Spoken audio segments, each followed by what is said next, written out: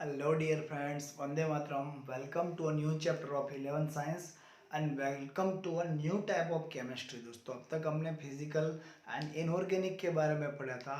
From this lecture we are going to start organic chemistry GOC1. Okay, general organic chemistry part 1. जैसे दोस्तों हमारा first chapter था some basic concept of chemistry, उसी तरह से this is the some basic concept and some basic processes for the organic chemistry particular. So organic chemistry दोस्तों हम particular from this lecture पढ़ना स्टार्ट करने जा रहे हैं. सो यहाँ पे दोस्तों हमको कुछ उसकी हिस्ट्री मालूम होनी चाहिए. अगर हमारे पास उसकी हिस्ट्री है then this topic should be some interesting बनेगा. सो दोस्तों हिस्ट्री कुछ इस तरह से कुछ साल पहले की अगर बात करें for the particular organic chemistry for the particular organic compounds the limitation is organic compound can be formed only in living beings or we can say some portion of the living beings या फिर उससे related होना चाहिए. मतलब हमको trees में से organic compound मिलेंगे, ह्यूमन बॉडी से मिलेंगे, एनिमल बॉडी से मिलेंगे, उसके जिंदा होने से जिंदा हो तब भी और उसके बाद भी, मतलब उससे रिलेटेड होना चाहिए. ओके, उससे रिलेटेड होना चाहिए, यही लिमिटेशन थी ऑर्गेनिक केमिस्ट्री की. फिर जैसे दोस्तों टाइम आगे बढ़ा there is one scientist Friedrich Wohler. Wohler ने दोस्तों first organic compound urea synthesize किया था from the ammonium cyanate which is inorganic compound. और उसके बाद दोस्तों जब ये मतलब दौड़ा है ऑर्गेनिक केमिस्ट्री एकदम स्पीड में जा रहा है और आज के दिन में पर्टिकुलर इन दी ऑर्गेनिक केमिस्ट्री अगर इसके साथ दोस्तों आप आगे बढ़ते हो तो फ्यूचर इज ब्राइट. मतलब जितना कम दोस्तों हमारे पास सिंथेटिक ऑर्गेनिक मटेरियल था उतनी ही ज़्यादा मात्रा में फॉरन डेज नाउ के दिनों में दोस्तों अभी के दिनों में हमारे पास ऑर्गेनिक मटेरियल्स है और उसकी डिमांड भी from all over the world दोस्तों इतनी ही ज़्यादा है, आगे भी बढ़ने वाली है. सो ये इंटरेस्टिंग पोर्शन है हिस्ट्री के साथ दोस्तों. आज के दिन कहाँ पे है वो मैंने एकदम आपको शॉर्ट में बता दिया, ठीक है. So first importance we can say important for life. Organic compounds are important for human life and any other animal life. सभी के लिए दोस्तों ये organic chemistry organic compound important है. अभी दोस्तों सपोज अभी के दिनों में अगर आपके सामने एयर कंडीशनर फ्रीज ये सभी कंपाउंड आपके सामने से निकाल दिए जाए तो अभी हमारी लाइफस्टाइल ऐसी है कि हमको दिक्कतें आएगी. यस, पहले के टाइम में दादा परदादा पहले से दोस्तों वो लोग एकदम लिबरल लाइफ जी रहे थे तो उसको कोई दिक्कत नहीं थी. बट अभी हमारी जो लाइफस्टाइल है अभी के लिए शायद आपके पास ये सभी चीज़ ना हो तो आप क्या करोगे, ठीक से आप सरवाइव नहीं कर पाओगे. जितने भी दोस्तों मैंने अभी बात की वो सभी के साथ organic chemistry some organic gases we can say coolant gases are there, freons, CFCs etcetera. ये तो एक ही बात हुई in terms of electrical equipment, AC, refrigerator, fridge etcetera. इसके अलावा दोस्तों सभी पोर्शन में ऑर्गेनिक केमिस्ट्री का इतना ही इक्वल इम्पोर्टेंट है. सपोज पेट्रोल, डीजल, कैरोसिन, नैप्थासिन एक्सेट्रा ये सभी क्या है, ऑर्गेनिक है. So for the life organic chemistry is most important. Okay, then इसी के साथ कुछ कॉम्प्लेक्स मॉलिक्यूल्स जुड़े हैं. For the particular science student basic information होनी ही चाहिए और आपके पास है. All of you are aware from the RNA, DNA, protein, vital amines, I mean to say vitamin etcetera, lipid, इन सबसे दोस्तों आप रिलेट करते हो, इन सबसे आप टच में हो. Suppose from the RNA from the DNA actual हम क्या कर सकते हैं, हमको ये पता चल सकता है ये मतलब इसकी चेन क्या है. So DNA is most important for the living building chains. Okay, so आपके DNA आपके आने वाले बच्चों से मैच हो गया, आपके DNA आपके मदर फादर से मैच हो चुके होंगे ऑलरेडी. सो इसके लिए भी ये पूरा इम्पोर्टेंट है. As well as protein, vital element skin के लिए क्या है, बॉडी के लिए क्या है, ये हॉर्मोन्स होने चाहिए, ये लिपिड मतलब इतना होना चाहिए etcetera. So some organic compounds which is completely complexes is related to the organic chemistry. उसके अलावा दोस्तों अगर बात करें cloth, fuel, polymer, dice, colour, medicine etcetera इतना तो हमने लिस्ट आउट किया. मोर देन दिस, इससे कहीं ज़्यादा मात्रा में ऑर्गेनिक केमिस्ट्री हमारे लाइफ को अफेक्ट करती है positively as well as negatively. दोस्तों जब हमारे पास कूलेंट गैसेस नहीं थे तब हमारे पास ऐसी रेफ्रिजरेटर नहीं थे. पर तब ओजोन लेयर को भी कोई नुकसान नहीं पहुंचा था। So positive and negative both facts are there. Organic के पॉजिटिव भी है, उसके साथ दोस्तों कुछ नेगेटिव भी है। ओके, अगर दोस्तों बात करें अबाउट 200 ईयर्स अगो, इतनी पुरानी बात करें तो सबके दिमाग में एक स्ट्रिक्ट मतलब इंफॉर्मेशन था, जितने भी ऑर्गेनिक कंपाउंड्स है that is directly related to the trees और एनिमल्स और ह्यूमन बॉडी और रिलेटेड टू दिस बॉडीज, मतलब ह्यूमन बॉडी के साथ, एनिमल बॉडी के साथ, ट्रीज के साथ रिलेटेड है, या फिर आफ्टर डेथ मतलब उसको कई टाइम तक ये पड़े रहे तभी उसके अंदर कुछ ऑर्गेनिक कंपाउंड्स मिल सकते हैं, बट रेदर देन उसके अलावा नहीं मिल सकते। You can not synthesize the organic chemicals.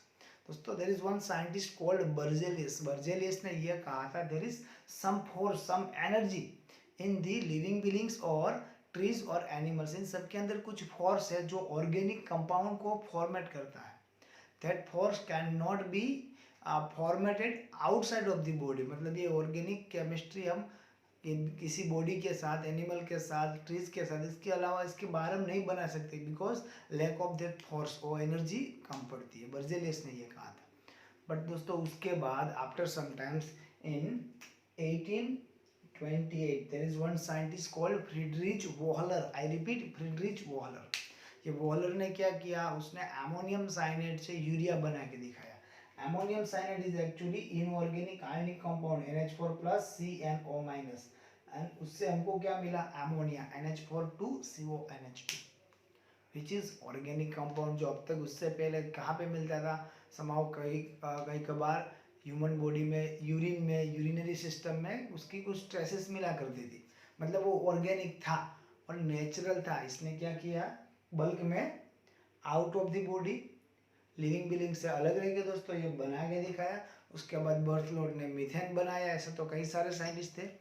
जब तक बर्जेलियस की बात माने, कोई ऐसा फोर्स जो ह्यूमन बॉडी या फिर लिविंग बीइंग्स के रिलेटेड ही के ऑर्गेनिक केमिकल बन सकते हैं। इससे आगे आके दोस्तों ये जब यूरिया बना, जब मीथेन बना, उससे आगे आके आज के दिन में जितने भी कंपाउंड हमारे पास है, majority compound are synthetic organic compounds which is most useful for us. हमारी ज़िंदगी में दोस्तों उसके मायने बहुत है, हमारी लाइफ कहीं ईजी हो रही है। मेडिसिन की बात करें, क्लॉथ की बात करें, पॉलीमर की बात करें, डाइस की बात करें, पिगमेंट की बात करें, आर्टिफिशियल अगर टेस्ट की बात करें, मतलब आपको सपोज आपको चाहिए, आपके पास एप्पल नहीं है but your need is apple juice, आपको एप्पल जूस चाहिए in the bulk. So there are some organic essence, कुछ ऐसे एसेंस है जिससे आपको किसी भी लिक्विड का टेस्ट आप मतलब एप्पल जूस के जैसा बना सकते हो। सो टेस्ट वाइज ये सभी दोस्तों, सभी चीज़ में ऑर्गेनिक केमिस्ट्री का इतना ही इन्फ्लुएंस है, positively as well as negatively also. Okay, अभी दोस्तों कुछ थोड़ा बहुत आगे बढ़ते, कुछ ऐसी बात करते हैं अभी के लिए जो हमको ऑलरेडी पता है, which we already know. Okay, shape of the molecules, organic भूल जाते हैं, shape of the molecule which is known term, हमने पढ़ी थी कहाँ पे, in chemical bondings from the hybridization from the VSEPR we are able to identify the shape of that particular molecule. Suppose my need is CH4, चलो मेरे को CH4 का shape चाहिए, ये प्लानर दिख रहा है but in 2 dimension, actually CH4 is not planar. From the hybridization as we know, यहाँ पे सभी के सभी सिंगल बॉन्ड है, hybridization of this carbon is sp3, from the sp3 we can say this carbon is actually tetrahedral. यहाँ पे shape क्या होगा, actual shape is tetrahedral. Clear है दोस्तों। उसके अलावा अगर दोस्तों हमारे पास कोई कंपाउंड है, कोई कंपाउंड जिसमें sp2 हाइब्रिडाइज है पर्टिकुलर, वहां पे दोस्तों जो शेप मिलेगा वो क्या होगा, प्लानर ट्रायंगल, ट्राइगोनल होगा। ठीक है, सपोज दोस्तों अगर यहाँ पे बात करें CH2 सो ये CH2 में कार्बन का हाइब्रिडाइजेशन कुछ इस तरह से। सो इतना पोर्शन आप ऑब्जर्व करो, आपको एक ही प्लेन में ट्राइगोनल प्लानर मिलेगा। ठीक है, सो ये शेप भी हम जान सकते हैं। जो ऑर्डिनरी बात की थी वो पर्टिकुलर अभी किसके बात करनी है, particular for the organic compound ethyne is there, CH triple bond CH, the shape is वो कैसा मिलेगा दोस्तों, लीनियर स्टेप मिलेगा। दिस इज एक्चुअली एक ट्रिपल बॉन्ड जो दिख रहा है, this is actually CH triple bond CH, और ये CH ट्रिपल बॉन्ड CH में उसका शेप क्या होगा, उसका शेप होगा लीनियर। आगे दोस्तों डेप्थ में जाके इसको हम रिवाइज करने वाले हैं, वहां पे हम यूज करेंगे the knowledge from the chemical bondings और इसको आगे GOC1 GOC2 में अप्लाई करेंगे। बट ये बेसिक बातें थी जो हमने ऑलरेडी पढ़ चुके हैं, वो मैंने आपको याद दिलाई, दिमाग में रहनी चाहिए। S character from the hybridization. Majority case में दोस्तों ऑर्गेनिक में हमको यही हाइब्रिडाइजेशन देखने को मिलेगा, that is sp3 sp2 and sp3 sp2 and the sp। Majority case में ये तीनों मिलेंगे। जो हमने दोस्तों अगर केमिकल बॉन्डिंग की बात करें, हमने dsp2 d2sp3 sp3d2 dsp3d ये sp3d सबके बारे में बात की थी दोस्तों। यहाँ पे मेजॉरिटी केस में ये तीन ही हो गए। अगर कार्बन सैचुरेटेड है, all four bond of the carbon is single, all the four valency is occupied by the single bond, then sp3, if minimum dual bond sp2, triple bond sp। यहाँ तक की दोस्तों सीमित रहेगी। बट एस कैरेक्टर की बात करें, क्या है s character? Suppose hybridization is sp3, so अगर इसको sp3 मींस टोटल कितनी ऑर्बिटल्स है? 4 ऑर्बिटल, 1s एंड 3p।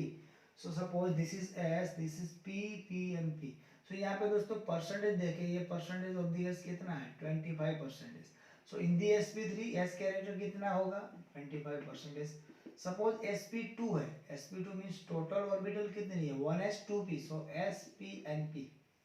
फिर इसको इक्वल डिवाइड करें, 33% for the s, 33 plus 33 66.66 for the p। So यहाँ पे s कैरेक्टर कितना होगा? 33.33।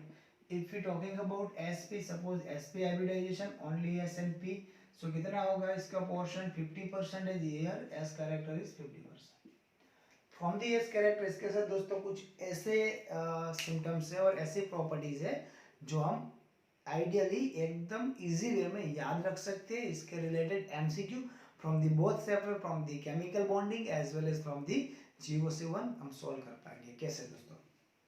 सपोज आपको पता है this is ethane, in the ethane this bond length is almost 154 पाइकोमीटर।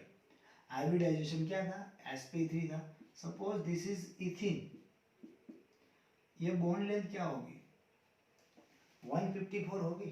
No, less than 154, वो 154 से कम ही होगी। कितनी होगी? ऑलमोस्ट 139 138 समथिंग होगी। सो दोस्तों यहाँ पे आप देखो s character because of sp3 hybridization single bond है, सो हाइब्रिडाइजेशन sp3 है और 50% था। ड्यूअल बॉन्ड है, एस कैरेक्टर 33.33 है। सो यहाँ पे बॉन्ड लेंथ जो है उससे ये कम मिली। अगर हम दोस्तों बात करें इथाइन की तो 120 पाइकोमीटर एकदम कम हो जाएगी, 139 टू 120 पाइकोमीटर। तो आप क्लियरली देख पा रहे हो जैसे जैसे एस कैरेक्टर इंक्रीज हो रहा है, एस कैरेक्टर यहाँ पे 25 था, यहाँ पे 33.33, यहाँ पे 50, उसके साथ बॉन्ड लेंथ डिक्रीज हो रही है। सो हम ये कह सकते हैं s character is anti proportional to the bond length. जितना एस कैरेक्टर ज्यादा उतनी बॉन्ड लेंथ कम। दोस्तों बॉन्ड लेंथ जितनी कम हो, बॉन्ड स्ट्रॉन्ग, उसके लिए जो भी बॉन्ड एनर्जी देनी पड़ेगी वो ज्यादा होगी। सो हम ये कह सकते हैं जितना एस कैरेक्टर ज्यादा उतनी बॉन्ड लेंथ कम, उतनी उसको ब्रेक डाउन करने के लिए जो एनर्जी देनी पड़ेगी that energy is higher. Because दोस्तों यहाँ पे आपको ये बॉन्ड ब्रेक करना है, उससे कम लेंथ वाला जो स्ट्रॉन्ग होगा उससे भी कम लेंथ वाला जो ज्यादा स्ट्रॉन्ग होगा। सो बॉन्ड एनर्जी आप जो दोगे वो बॉन्ड एनर्जी ज्यादा होगी। सो ये डायरेक्टली रिलेट करता है, relate with the chemical bonding. So ये आपके दिमाग में रहना चाहिए, s character is inversely proportional to the bond length और bond length is proportional to the bond energy. यहाँ पे बॉन्ड एनर्जी लिखा है, बॉन्ड एंथैल्पी और बॉन्ड एनर्जी लिख सकते हो। ये रिलेशन है जो हमको फ्रॉम दी एस कैरेक्टर पता चलेगा। तो there is one term which you learn in the first chapter of your 11th science which is electronegativity. Electronegativity actual में क्या है? इलेक्ट्रोनेगेटिविटी दोस्तों एक्चुअली प्रॉपर्टी फॉर द दादागिरी, मतलब किसी के साथ जो इलेक्ट्रॉन है, बॉन्डेड इलेक्ट्रॉन, शेयर्ड इलेक्ट्रॉन, वो अपनी ओर खींचने की जो दादागिरी है दैट इज इलेक्ट्रोनेगेटिविटी। वो जनरली सभी के लिए एक फिक्स वैल्यू होती है, फ्लोरीन की सबसे ज़्यादा है जो आपको मालूम है। बट दोस्तों particular in organic chemistry carbon की electronegativity in terms of hybridization increase या डिक्रीज होती है। यस, डिफरेंस इज लेस, कम डिफरेंस है, but difference is there, 100% different है, कम है बट है। You can see electronegativity of carbon and s character. So आपको ये पता होना चाहिए दोस्तों, जितना एस कैरेक्टर ज्यादा, जितना एस कैरेक्टर ज्यादा उतनी इलेक्ट्रोनेगेटिविटी भी ज्यादा। सो अगर ये इथिन और इथाइन में आप बात कर रहे हो, सो ये दोनों में कौन से कार्बन में इलेक्ट्रोनेगेटिविटी ज्यादा, यहाँ पे ज्यादा होगी, because character S character is 50% और यहाँ पे कितने हैं 33.33%। सो इसका डायरेक्ट रिलेशन इसके एसिडिक नेचर से आएगा। जब पढ़ेंगे दोस्तों बात करेंगे, मैं साइड में आपको इंडिकेट कर रहा हूँ। मतलब अगर दोस्तों कुछ इस तरह का कंपाउंड है, टर्मिनल अल्काइन है, टर्मिनल है मीन टू से एकदम लास्ट पे, और इसको जैसे दोस्तों HCl में होता है, HCl gives H+ NCl-, protonation is there. So वहां पे दोस्तों क्या होगा, प्रोटॉन रिमूव होगा, that's why HCl is acid, ये आपने 10th में पढ़ा था। तो यहाँ पे दोस्तों अगर ये मीथेन होगा, सो ये दोनों में इलेक्ट्रोनेगेटिविटी का इतना डिफरेंस नहीं होगा, सो ये H+ प्रोटॉन रिमूव नहीं कर सकते, बट यहाँ पे इलेक्ट्रोनेगेटिविटी इंक्रीज होगी कार्बन की। सो यहाँ पे पॉसिबिलिटी है H+ को रिमूव करने की। यस, जितनी इजीली, जितनी क्वांटिटी में HCl से रिमूव होगा, H2SO4 से रिमूव होगा, HNO से रिमूव होगा, उतनी क्वांटिटी में यहाँ पे रिमूव नहीं हो सकता, बट हो सकता है। सो इसका एसिडिक नेचर है। जब भी दोस्तों एसिडिक नेचर की बात करेंगे तब ये पॉइंट आएगा, आपको याद होना चाहिए। That is S character. What is actual S character? जो बॉन्ड लेंथ से कैसे रिलेट करता है, बॉन्ड एंथैल्पी, बॉन्ड एनर्जी से कैसे रिलेट करता है, as well as electronegativity, as well as acidic nature से कैसे कोरिलेट करता है, ये दिमाग में रखना है। बहुत ही इंपॉर्टेंट पॉइंट है दोस्तों, इसको नोट डाउन करके ही रखना है। ओके, उसके बाद how can we identify the hybridization in particular organic compound? So there are two types of organic compounds, saturated and unsaturated.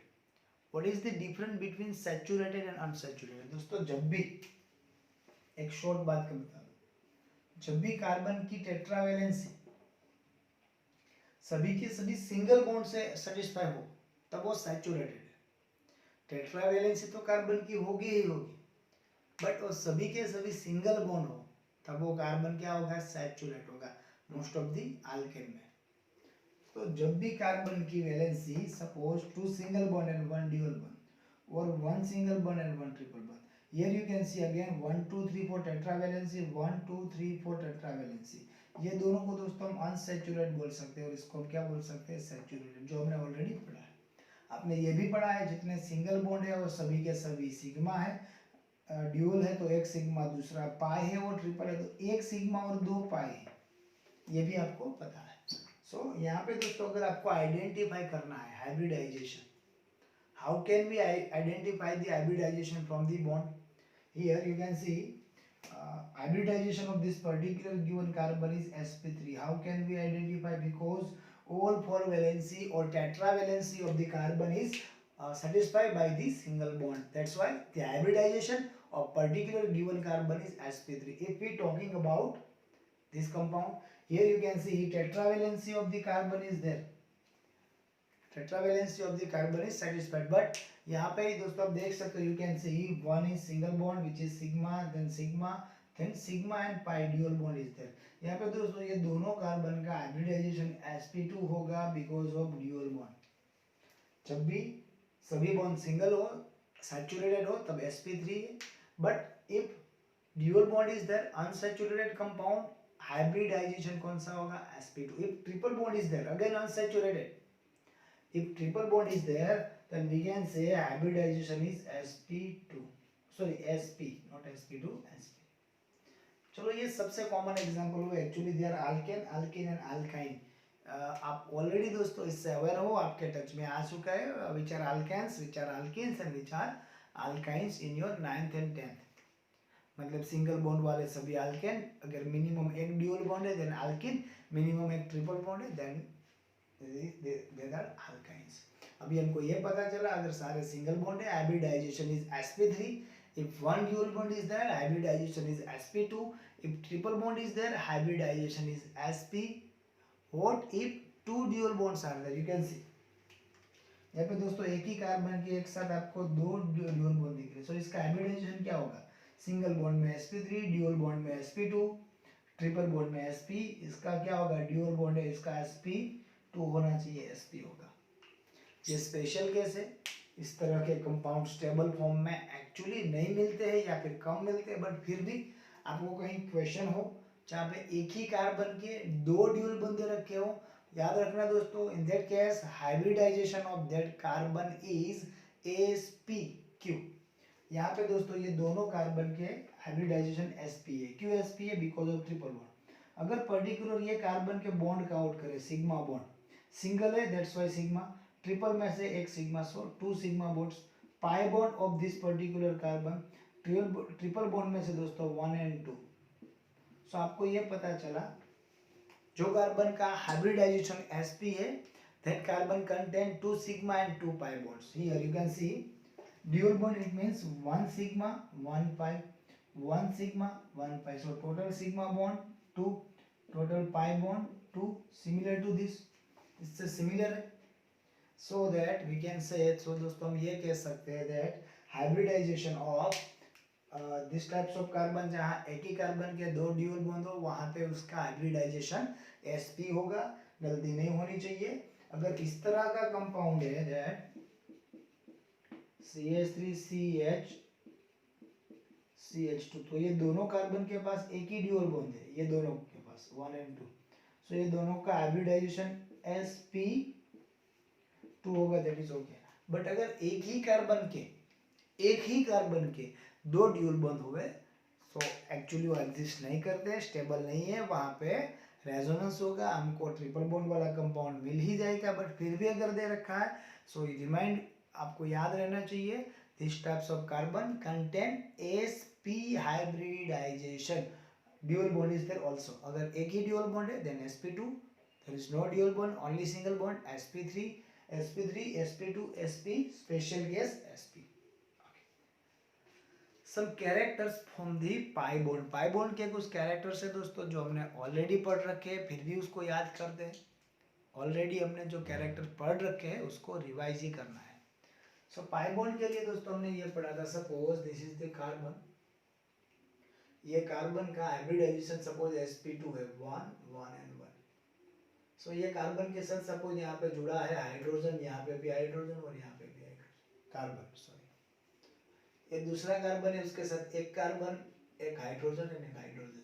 सो आपको ये पता चला फ्रॉम दी प्लेनर ट्राइगोनल इसका हाइब्रिडाइजेशन sp2 होना चाहिए, but here we can see only trivalency is there, so carbon है वो tetravalency, सो तीन अगर ऑर्बिटल ने दोस्तों हाइब्रिडाइजेशन में पार्ट लिया है, it means sp2 is there, then 1 p orbital is there. वो क्या होगी?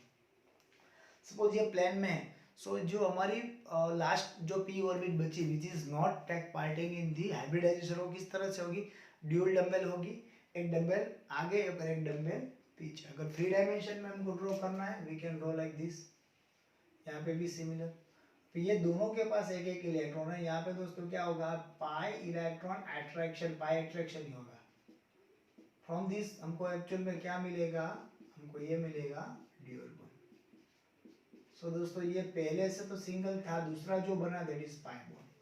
अभी ये जो पाई बॉन्ड बना एक्चुअल में किस तरह से, फिर से दोस्तों सपोज ये कार्बन और ये दूसरा कार्बन है, आई रिपीट, ये यहाँ पे दो कार्बन मैंने आपको इंडिकेट किए, this is 1 and this is 2, इन दोनों के साथ एक एक हाइड्रोजन है यहाँ पे भी, फिर भी दोस्तों दोनों की एक एक ऑर्बिट, सपोज इसकी भी एक और इसकी भी एक बाकी है, सो ऊपर नीचे अट्रैक्शन होगा, और यही प्लान में ऊपर और नीचे के अट्रैक्शन से क्या होगा? अबोव एंड बिलो, वहाँ पे दोस्तों हमको पाई बॉन्ड मिलेगा।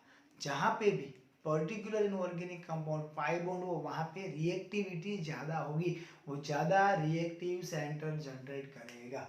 सपोज दोस्तों हमारे पास कुछ इस तरह का कंपाउंड है, CH3CH2CH ड्यूल बॉन्ड CH2, सो यहाँ पे ये दोनों कार्बन के बीच ड्यूल बॉन्ड है, सो ये दोनों में से कार्बन या दोनों कार्बन के साथ रिएक्शन पहले हो गया। अगर ये कंपाउंड की आप किसी के साथ रिएक्ट करते हो, इसका किसी के साथ रिएक्शन करते हो, सो पहले कौन रिएक्ट करेगा? वही ड्यूल बॉन्ड वाले, मतलब जहाँ पे पाई बॉन्ड है। सो पाई बॉन्ड से पहले रिएक्शन होगी, क्यों होगी? Because pi bond is weak in comparison to sigma bond which we have already learn. So जब भी दोस्तों पाई बॉन्ड आएगा तब पहले रिएक्शन होगी, जल्दी से रिएक्शन होगी, जो हमने ऑलरेडी पढ़ रखा है। ये तो एक ही पाई बॉन्ड हुआ, एक साथ दो पाई बॉन्ड भी हो सकते हैं, आपको मालूम है। सपोज sp हाइब्रिडाइजेशन है 1 and 2 कार्बन, इसके पीछे एक एक हाइड्रोजन है या फिर एनी अदर कंपाउंड, दोनों के पास एक एक सपोज py और एक एक pz है। सो py का भी और pz का भी दो दो पाई बॉन्ड बन सकते हैं। आपको क्या करना है, आपको केमिकल बॉन्डिंग रिवाइज करना है, ये वीडियो देखो या फिर उसकी नोट्स पढ़ो, आपको ऑलरेडी पता चल जाएगा। सो ये हुई some characteristics of the pi bond. Pi bond कैसे बनता है, रिएक्टिविटी कैसे बढ़ेगी, पाई बॉन्ड कैसे रिएक्शन को प्रमोट करेगा। यस, मैं जहाँ पे हूँ वहाँ पे आकर रिएक्ट करो, बिकॉज मैं ब्रेक होने के लिए तैयार हूँ। किसकी कंपैरिजन में? सिग्मा बॉन्ड की कंपैरिजन में। मैं वीक हूँ, क्यों वीक हूँ अभी आपको पता है, वहाँ पे एंड टू एंड ओवरलैपिंग नहीं है, ओनली अट्रैक्शन इज देयर।